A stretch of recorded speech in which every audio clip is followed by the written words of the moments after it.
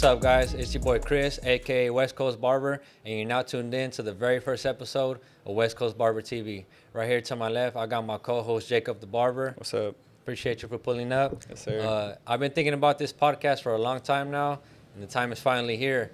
I was a little scared to come in front of the camera, but it's better late than never. So we're gonna give a little brief introduction of who we are and a little background of where we come from and basically what got us here today. Let's start off with you, bro. Tell the people a little bit about yourself, who you are, and where you come from. Yeah, for sure. So my name's Jacob. I'm from Lemoore, California. Small little town. You know, I'm the baby of the family. I got 4 siblings, and pretty much, I started there, man. It was, a troubled kid, you know. Yeah. And How was it for you growing up in Lemoore? I know for people that aren't familiar with Lemoore, California, it's a small city in Central Cali. Yeah, man. Yeah. You don't really see barbering. I mean, you have a couple pop up, barber shops, but you don't really see nobody like, oh, I want to be a barber. Yeah, But facts. it's I like every city. I think they have their goods and bads. So. Did you grow up like playing outside and stuff like that? Oh yeah, bro. I was a muddy kid, man. What do you call them? DGK kids or something like that? I don't even know. Yeah, facts. But yeah, it was a good city. Yeah. That's how I grew up. So I grew up in Inglewood, California. Down south in LA. That's where I grew up, and I remember just playing outside and being out there. So my parents, they're both immigrants from Mexico. Right. Both of my parents are from Michoacan.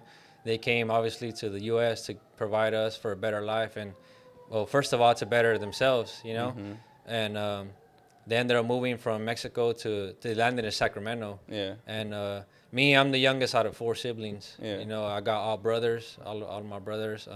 Shout out to all my brothers. But yeah, I'm the youngest one, and they basically came over here to provide us with a better life. And when they landed in Sacramento, my oldest brother, shout out my oldest brother Pablo, he was born first. And after that, my parents, they moved from Sacramento to the Bay Area. So they were living in the Bay Area for about a few years. They were living with my dad's side of the family. Yeah. And then finally my mom just got a little tired of just being around her family. Yeah. So my mom and my dad, they decided to move to LA. So yeah, so me growing up right there in Inglewood, I grew up in a little street called it was 98th Street in La Brea. So I lived on 98 pretty much till I was about 7 years old. Right. And I remember most of my childhood being over there. Like I would always play outside. At the time, technology. I was born in 96, bro. So there wasn't no technology Crazy back time in the day. 90s, bro. Yeah, facts. There was no technology. Nah, you were outside. So we were outside. We Yeah. were playing just on the block right there, playing tag or just doing different stuff. With stuff we used to do back then. And the little street that I grew up on, it had 2 liquor stores on each corner. It had a liquor store on each corner, so we were able to go to the liquor store and just buy snacks or whatever we wanted as a kid, like candy, soda, whatever. And we would just play on the block all day. We weren't really inside. And that's kind of how I grew up. Is that your brother you got right there? Yeah, that's my brother right here. We'll get into that a little bit later. But I just want to make sure. I was like, since you were talking about him, I was like, oh, okay, all right. Yeah, for sure. So one day, I was just growing up, and I loved being there, and I had all my friends on that street. Yeah. And one day I get a call. We got a call that one of my brothers, the second oldest, Omar, he had got stabbed, and he was at a party. Yeah. He went to a quinceañera, and they ended up stabbing him like 7 times, because he started, just getting involved into street life and gangs and stuff like that. So his apparel, what he was wearing, it got him in trouble, basically. But he was just he was trying to get into that street life. And so we got the call that he had got stabbed. And I just remember going to the hospital, bro, and seeing my brother right there on the bed, just laying there. And and that picture, it kind of traumatized me. Yeah. Because it was my brother, obviously. Yeah. And I just never seen nothing like that. I was too young to see something like that. But that my mom, she was kind of scared after that. She thought that they were out to get him, but that wasn't really the case. It was just more of like wrong place, wrong place at the wrong time, being around friends and just game banging and stuff. Damn, and so my mom, she said, we're out of here, basically. Right. And we had already came up to Visalia one time. That's where we're at now, And I had an uncle that lived up here, and we had visited him before that incident happened. So my mom, since she was scared, she told my dad, like, let's move up there. Yeah. So I remember that same night that happened to my brother, my mom, she told us to pack everything up and basically like we were moving. And I was confused. I was like, damn, where are we going? Like, this is all I know is being here. And so I was too young to understand. But when we finally came over here, you know, my parents were able to, you know, get a house and stuff like that. And they decided to buy a house like in the country.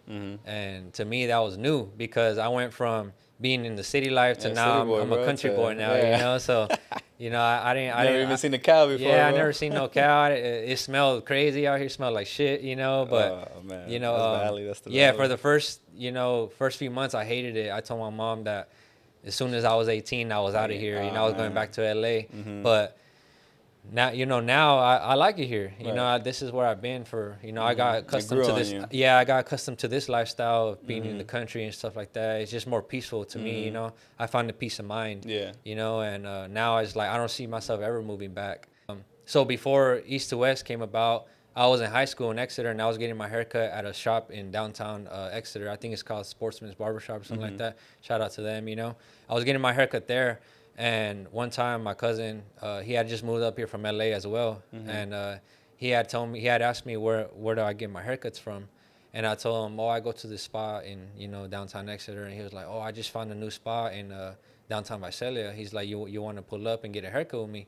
I was like, yeah, that's cool. You know, I was young, bro. I was probably like 14, you know, and I told him, I was down to pull up. So at the time, the owner, he was doing appointments because I guess he was like, it was him and two other barbers in the shop, Fredo and two other barbers, you know. Shout out to East to West. That's the barber shop that I came up from, you know, and I'm really happy with, you know, that I got to learn a lot there. You know, shout out to Fredo. He's the owner of East to West, and he's the one that created that shop, you know. And they would only do appointments at the time. So I remember walking in with my cousin, and my cousin had an appointment. Yeah. And I didn't. I just walked in with him. So as soon as my cousin was done getting a haircut, Fredo, I walked up and I went up to Fredo, and he was like, I got an appointment. Like, you know, I can't cut you up. Yeah. So, and I was confused, and I was young, bro. So I sat back down in the waiting area, and he was like, my boy would take care of you, you know, next. And so his boy, Ernie, shout out to Ernie. You know, at the time, you know, he was working right next to Fredo, and I ended up sitting in his chair, and I really liked the way he cut my hair. I didn't think a haircut could be that clean, you know, so it was something new to me. And I just liked the way the haircut came out, so I kept going back. You know, I found my new shop that I get my haircuts just the overall experience, pretty much, that you received. Pretty much, you know, and at this point, I still wasn't thinking about cutting hair or nothing like that. Like, it wasn't even nothing in my mind. At this point, I was still going to school. You know, so fast forward, you know, I was getting my haircut there for about 2 years, and then in 2012 is when my brother Omar that had got stabbed in LA, he ended up passing away. We went to a house party, and you know, things happened, and he ended up, you know, passing away at the party. And after that, it changed me. You know, it changed me forever. Like, my life was never the same after that, and it's never gonna be the same without my brother. You know. Facts. But now, one day I woke up about 2 weeks after that happened, and I didn't want to go to school no more because a lot of the people that were in that school, they were at the party as well. So I didn't want to go to school, basically, to answer any questions or people asking me like, hey, sorry about your loss or anything like that. I was just, I didn't want to hear none of that. Like, I was angry, you know?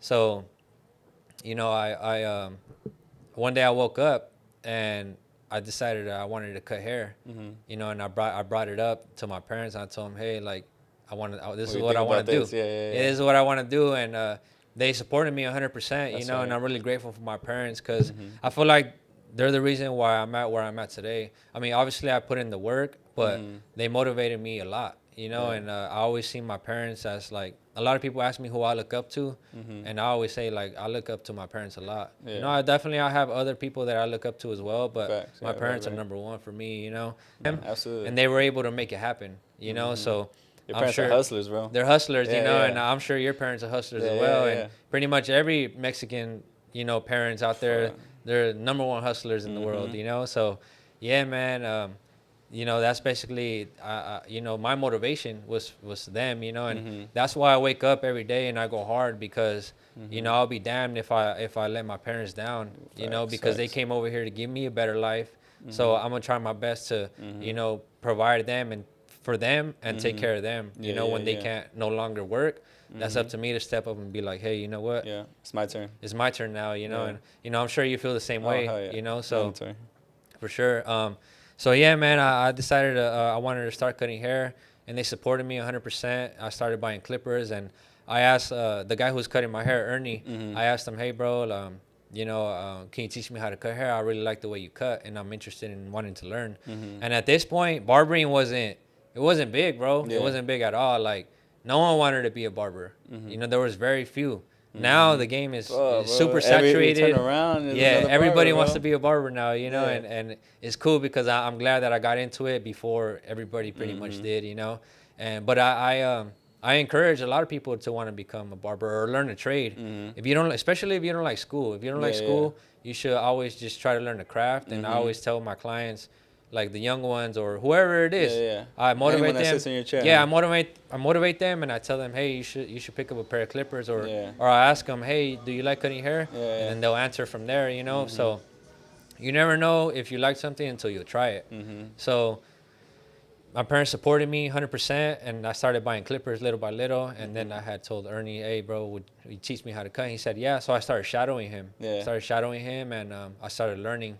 I would come every day. I was hungry, bro, to learn how to cut, and it's just, I feel like God, he was telling me to you should start cutting hair. He just implemented that thought in my head, just the same way he does with everything else. Absolutely. I feel like God, I'm a big believer in Jesus, bro. Like, in everything I do, when I wake up in the morning, I pray to God. I get on my knees and I pray, and then before I go to sleep, I get on my knees and pray again. And then I talk to God throughout the day too. I ask him for signs, and I ask him to show me the way. And so at that time, I felt like he was it was meant to be for me to cut hair. So yeah, bro, I got into it, and my buddy Ernie, he at the time he was willing to show me. So I started shadowing him every day. I literally get to the shop before all the barbers would get there. I was young, bro. I was 15, 16, and I just had that motivation and that drive.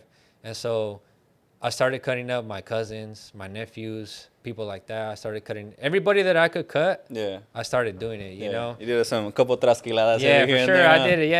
It's part of the game, but that's how you learn. You definitely got to mess people's head up to learn off your mistakes. But me, I feel like I wouldn't say I had it a little easier, but since I'm a visual learner, I was able to, soak up a lot of game. And just by watching me, I just got to watch you. You don't even have to tell me what to do. I'll just watch you, and I learn like that. So I was watching all the barbers inside the barbershop, cutting hair. And then I would watch YouTube as well. So when it would come time for me to practice, I'll literally watch videos, and then I'll pause the video, and then I'll do the step by step. And that's kind of how I learned how to cut hair, And ever since then, it kept working for me, just learning how to cut. I got pretty good in like 6 months. I learned how to fade. Once you learn how to fade, you can do anything, because a taper is just basically a placement of where the fade is at, it's just the sides and the back, You outline it. Yeah, exactly, bro. So I always encourage everybody, like, if you want to learn how to cut hair, just learn how to fade first, and then everything else is pretty much easy, So I started learning, and I didn't really care about the money at the time, bro. I feel like a lot of people nowadays, they all these new barbers coming out, bro, they charging like already 35, 40, bro. Like, for sure, and I feel like you got to start at ground one, especially if you don't have that much experience. You can't be charging $25, $30. You got to start out. When I started for free. I was cutting up my nephews and my friends and my cousins for free. And then I bumped it up to $10. And then from $10, I just kept going up, climbing the ladder, So I basically started for free, and I didn't care about money, bro, because thankfully I had my parents there to support. My parents didn't give me everything that I wanted, but they gave me everything that I needed. And to me, that was enough. A roof over my head and some food on the table, that's enough for me. And I took care of the rest. They couldn't buy me the brand new Jordans that came out. Every drop that they were, like, some of these kids, they were always fresh to school. They were fresh with fresh clothes. I would only get clothes once a year, Mm-hmm. you know, and I'll have to rock that for a whole year, you know. Yeah. So, you know, but I'm thankful for that because that made me who I am today. Yeah, now absolutely. I'm able to appreciate the things that I buy, and anything that I buy, it's off of hard work. You know, I bust my ass off every day, you know, so I'm thankful that they raised me that way, you know, and so yeah, I just wanted to be good. I wanted to be a good barber, and that's why I didn't care about the money. I just wanted people to respect my name and be like, you know, oh, that guy Chris, he's a good barber. Pretty much building that image for yourself. Building that image, and I just wanted my name to be respected, you know, and that's what set me apart from a lot of people, you know, and I feel like that sets every barber apart. Is you gotta love what you do, bro, because if not, you're not gonna be good at it. If you're doing something for the money, it's not gonna work for you. It might work, but you're only gonna get so far. If you don't, when you're good at something, the money's gonna come regardless. The money always comes. You know, money is just an asset that we need to survive. You know, but if you're good at something, the money's coming. You know, so everybody out there, they just gotta keep grinding, bro. You know, keep grinding and work their way up. You know, it takes a lot of dedication, a lot of sacrifice. There's days where sometimes I would question, is barbering for me? You know, I'm sure you felt the same way. Mood always is always a mood. Yeah, for sure. So, yeah, man. But did you envision that? Did you envision you know how you say the money comes and goes, obviously, but like you just envision it every day, thinking like this is where I'm gonna be, like just kind of like how the shop is right now. Like you envisioned all that when you were younger. I didn't envision none of that, you know, and we'll get to that part in a second about you know, now me having my own studio. So basically, I was grinding East to West for 10 years. You know, I stayed there. So when I started learning how to cut, you know, things happened in between. And long story short, I ended up just staying at that shop because the owner, Fredo, he offered me a job. He offered me a place where I could cut hair. And I didn't think, I was only like 1 year into cutting hair. And he had already offered me a spot. And me, I was like, in my head, I'm thinking, I'm not ready. Like, I'm not ready for this. So basically, one day I pulled up to the shop and I was just there to learn. I had my kit with me. And I got there, and then I asked him, hey, bro. No, he asked me. None of the barbers were there yet. And he was upset at that because there was people waiting. And he didn't have nobody to, you know, take care of these people that were waiting. So he seen that I had my kit with me, and he was like, hey, Chris, he's like, you have your clippers with you? And I was like, yeah, I got them right here. And he's like, oh, set up your station right there. Like, cut some of these, help me cut some of these people up. And I was surprised. I was like, are you serious, bro? I looked at him like, are you serious? And he said, yeah, like, I'm dead serious. And I was like, all right. So I grabbed my kit and I started slowly. Like, I was moving super slow, bro. Like, I wasn't ready, you know? Yeah, you were like, nah, hopefully somebody shows up. Yeah, for sure. Hopefully somebody shows up to where I don't have to cut anybody up. But you know what? I was like, I can't be scared. Like, I've done this before. I've been cutting for a year. Like, you know, it's time. This is the only way I'm going to learn. You got to jump. Yeah, so I set my stuff up, and I called the first walk-in over. And it was a white guy, man. He was cool. I'll never forget my first customer at a big shop. And, you know, he asked me I asked him how he wanted his haircut. He told me. And I executed it perfectly, bro. I feel like the haircut came out good. And at the time, the shop, they were charging $15 a walk-in. So as soon as I was done with the haircut, I handed him the mirror. He liked it, you know, and he smiled, and that made me happy. And then he asked me how much it was. I told him 15, and he gave me a $20 bill. And I'll never forget that because from there, it was just history from there, you know. So yeah, I was excited, you know, and just that feeling, day, that day I cut. I kept cutting, you know, and I did about like 5 haircuts that day. And I'll never forget that day. You know, shout out to my boy for letting me, you know, get my feet wet a little bit, you know, and then little by little after that, I did apprenticeship. You know, I went to apprentice school. I didn't go to barber school. To me, you know, to each his own, but to me, I feel like barber school is kind of like a waste of it's just a waste to me, you know, but it just depends on your situation. Because barber school, I only recommend barber school if someone knows how to cut hair already and they have a little bit of clientele to fall back on and to learn off of them, and you build off of those clients. But if you don't really know nothing about cutting hair, then I feel like being an apprentice is the best way to go. Because apprenticeship basically allows you to cut hair and go to school at the same time. And the program is 2 years straight, and in the process of that, you're gaining clientele and you're also getting your practice in. You know, so I feel like apprenticeship, that's basically what I did. Yeah. So I always recommend apprenticeship for Absolutely. everybody. All you got to do is find a shop that allows you to be an apprentice. Pretty much sponsor you, yeah. Pretty much sponsor you and let you be in their shop and be under their license. And that's basically the best way to learn how to cut hair, in my opinion, you know. Yeah. But if you already know how to cut hair a little bit and you have a little bit of clientele, like 5-10 people, then barber school is probably the best way to go, because for one, you could get your license right away, and as soon as you get your license, now you could work at a shop, and with those 5 to 10 clients that you got, you build off of them. So that's probably the best way. But in my opinion, I feel like apprenticeship is the best. Yeah. Yeah. So so basically, how did you get into cutting hair? Man, me just kind of like you, bro. I was like 14, 15 when I decided to go to this one shop, bro. It was in the country ass house, bro. But the whole front of the house was a shop, and it was sick too. Yeah. But we walk in there. Was 3 or 4 of us, I think. And I always go with these guys, good school friends of mine, and they invited me to get a haircut, and I was like, all right. And back then, fucking typical Mexican, just 2 on top, skin on the sides, fade you up. Yeah, there was no lineups really back in the day like that, I look back, I'm like, man, what was I doing? But that guy pretty much kind of like how they got you was pretty much, hey, you ever thought about, or how you tell your clients, how you ever thought about cutting hair? I was like, never occurred to me in my life. And he was like, well, I'm gonna cut one of your friends up right now. How about you see, watch me, and then see what happens. And I was like, sure, why not? So going through the haircut, through the fade and everything, I was like, that shit looks easy, bro. I can do it, you know?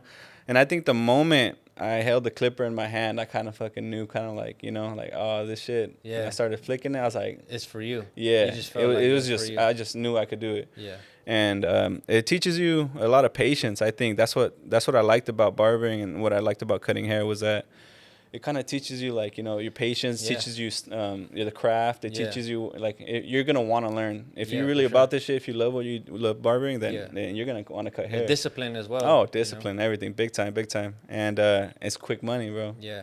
Because if you think about it, like, you cut hair that day, you're going to eat. Yeah. So, and I was broke-ass kid. Like how you say, no Jordans.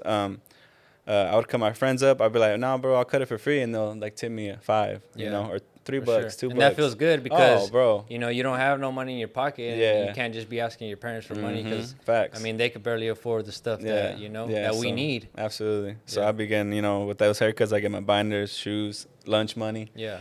So, yeah, for me, picking up those clippers, and like kind of how you said, my brothers, they grew up, my brother's name's Pablo too, the oldest. Okay, his name's Pablo. He's in Mexico right now. Shout out to him. Shout out to him. Shout out to watching everybody in Jalisco. Shout out. No, just kidding. Sure. But yeah, man. My brothers, they were pretty much the same, that lifestyle, and I feel like that's just Cali stuff. A lot of people don't understand. If you're not from California, especially the 90s, man. Especially the 90s. 90s was crazy. It was crazy time, and you could have gone any which way. 90s and early 2000s. Early 2000s. That was anything after that, active, But yeah, man, my brothers, they kind of taught me. Yeah. From I was the baby in the family, but I was the one kind of taking care of everybody else, because I'd be like, hey, bro, you don't do that, man. You're going to make mom upset. Yeah, for sure. Shit like that. So they kind of taught me what not to do. And kind of like through trauma, I didn't lose my brother, but they pretty much deported him back because, they're like, yeah, you're not going to do no good here. Yeah, exactly. Going back, bro. Yeah. And it's like, all right, well, I never Mexico's got to see him. Mexico's a whole nother it's thing, a whole nother bro. world, Yeah. And sadly, seeing my mom go through those struggles, and my father's a hustler, though, but they separated. But my father's a hustler, and that's where we get it from, me and my brother. And, my brothers, they kind of split through drugs and the lifestyle and in and out of jail. And I was like, man, what do I do so I don't be like that? Yeah. And I was kind of not in the lifestyle. You want to take that left turn. Yeah. You don't want to go the same path that they're going down. Absolutely. And that's kind of how it happened for me as well. I didn't want to keep making my mom, cry and stuff like that. And, you see it, bro, growing up, Yeah, I felt like my brothers, they went through what they went through, so we wouldn't have to go through it. Oh, absolutely. Absolutely. And I appreciate them for that. Yeah. Like, to me, my brothers were my biggest inspirations. Like, a lot of people like ask me who I look up to. Like I said, my parents, and my brother, my oldest brother Pablo. He's a real inspiration in my life. Because of the stuff that he went through. Correct. And now he's doing his thing. Shout out to him, and he's a big inspiration in my life. So I'm sure you feel like that about your brothers. Yeah, absolutely, man. They hold those special moments in time when you were growing up. So yeah, for me, barbering was, if I'm being honest, bro, barbering saved my life if you think about it. Facts. You know what I mean? Yeah. Because without barbering, I don't know what I'd be doing. Because I wasn't good in school, bro. It really does. It really does save a lot of lives. You know? Hell yeah. I feel the same exact way about barbering because when my brother had passed away, I just wanted to be in the streets, and I wanted to, you know, I was just trying to get my feet wet in the streets. But you know, I'm glad I found this. You know, and like I said, that goes back to me talking about God is he implemented that thought in my head so I could learn how to cut hair. Facts. Because he didn't want me to go down that same path. He wanted me to choose a different path, and that's why I feel like barbering worked for me. Obviously, I put in the work, but also God was just telling me, hey, do this, don't do that, and I'm glad that it worked. It pretty much gives you the opportunity to do the right thing. Yeah, because right now I don't know where I'd be. I'd probably be dead or in jail. For sure in jail, you know. Yeah, same. But it really does change lives, and that's why I encourage everybody out there to pick up a pair of clippers. You know, whether you know you don't know how to cut hair or you want to start learning, just pick them up. Go to the store, or you know. You go to OfferUp and buy a pair of clippers. What was your first pair of clippers, bro? My very first pair of clipper was it was an Andis Master. Andis Master. Yeah, Andis Master. Okay. And shout out to my grandpa. He bought me that clipper. Cord or cordless? Yeah, it was corded. At the time they didn't have cordless. Okay. So I grew up in the era of just corded clippers. You remember them shits? You had to hold it with one hand. Yeah, for sure. It was it will wrap around your body or it'll be all up in the client's face. You know. That's what's up. Your grandpa's dope, bro. Yeah, I really appreciate him for that for you know buying me the clipper and you know, I didn't let him down. You know, I feel like I made something out of myself. Does your grandpa have hair at that time? Or does he have hair? No, I never got to cut his hair, actually. He was like, nah, I'll buy you him, but you ain't going to come out. No, for sure. My dad, I cut my dad up a lot. Okay. And my brothers and stuff like that. But, my grandpa, he never let me, I never got the chance to cut his hair. But that would have been dope. Yeah, what was your first pair of clippers, bro? Man, I'm gonna have to go with the seniors, the Wall seniors. Yeah. Shout out to Wall, bro. Yeah, that's the OG clipper right there. It's classic. It's kind of like the Andis Master. They did everything. And you kind of had to because you only had one clipper back then, so you kind of had to make it all work. Yeah. Man, that's crazy times, bro. Cords and just Walls and Masters, bro. Yeah, facts. Yeah, so that's basically like a little introduction of kind of where we come from and you know how we got into barbering and you know like I said, podcasting has been on my mind for over a year now. And basically, like, I just never, like I said, I never got the courage to want to do it. But now I feel like it's the way that I could help everybody out there. Yeah. You know, like, me, bro, one thing about me is that I never want to feel like I'm gatekeeping nothing. You know, I had a lot of success in the barber game, and I'm still climbing that ladder. But I don't want to keep all the knowledge to myself. I want to help somebody out there. And I feel like God was telling me to start this podcast so I could show everybody out there, like, look, this is how I did it. And if I could do it, anybody could do it, you know, because I feel like I have, you know, the keys to success, you know, and I want to help everybody out there to achieve, you know, greatness as well, you know. And like I said, I'm still working every day. I'm staying disciplined. Yeah. You know, I've been 12 years in the game already. Yeah. And, you know, I've done a lot, you know, but I still feel like I'm growing every single day.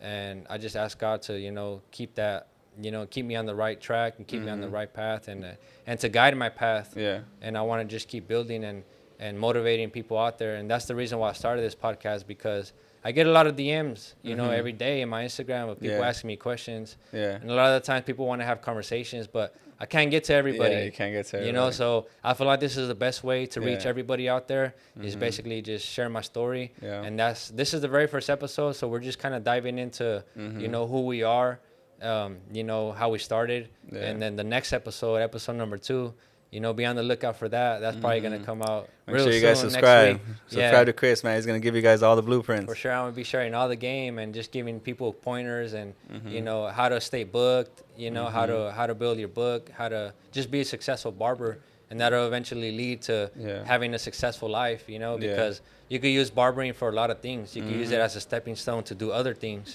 But if you really go hard at doing this, you'll be successful. Right. And if there's something that you guys want to chase, make sure you chase that, because nobody's going to hand it to you. You know, nothing that was ever given to me, everything that I got, I earned it, you know, and I'm going to keep working and I'm going to keep building. And, you know, I appreciate you guys for tuning in. make sure you guys be on the lookout for that episode number 2. Make sure you hit that subscribe button, and make sure you guys drop a comment down below what you guys want to hear or any questions you got for me. You know, I'm willing to help you guys out and answer any questions to the best of my ability. So, yeah, I'll see you guys on the next one. Have a good one.